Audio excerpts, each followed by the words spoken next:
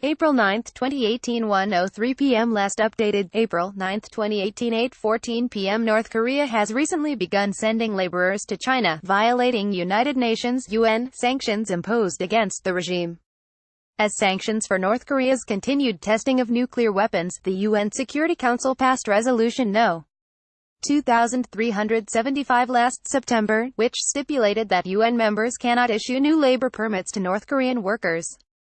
Several months later in December, the UN Security Council passed Resolution No. 2397, requiring UN members to repatriate all North Korean workers within 24 months.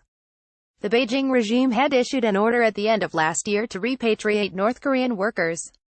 But after North Korean leader Kim Jong Un visited China in late March, media have recently reported that scores of North Korean laborers have been sent across the border to China.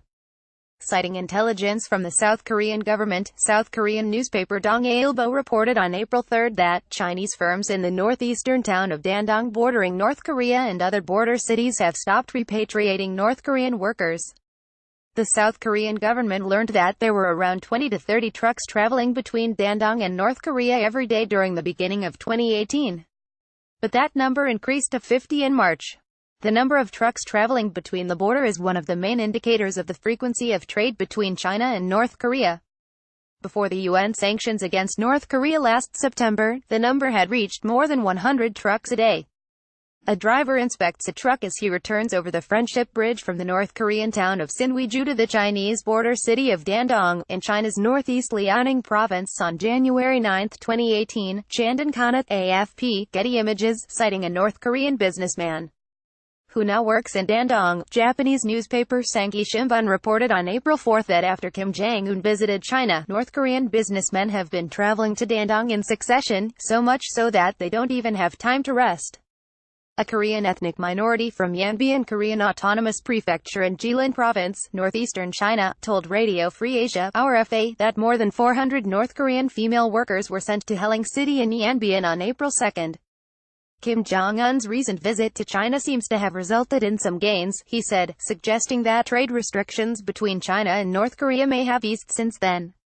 Another source from Dandong told RFA that he saw buses arrive in his city, carrying North Korean workers from Sinwiju City, North Korea, on March 30. He said that the buses passed through the bridge over the Yalu River that separates North Korea and China. The customs at Dandong let those workers get off the buses. There were more than 100 people, including young women.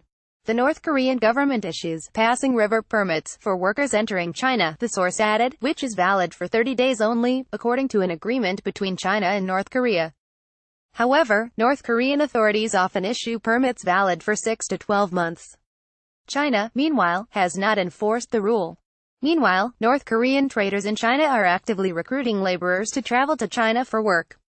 The Epoch Times reported on March 30 that some North Korean-owned hotels in Dandong, which were previously shut down following the Chinese regime's restrictions on North Korean businesses as part of UN sanctions, have recently reopened. Share tweet, share email.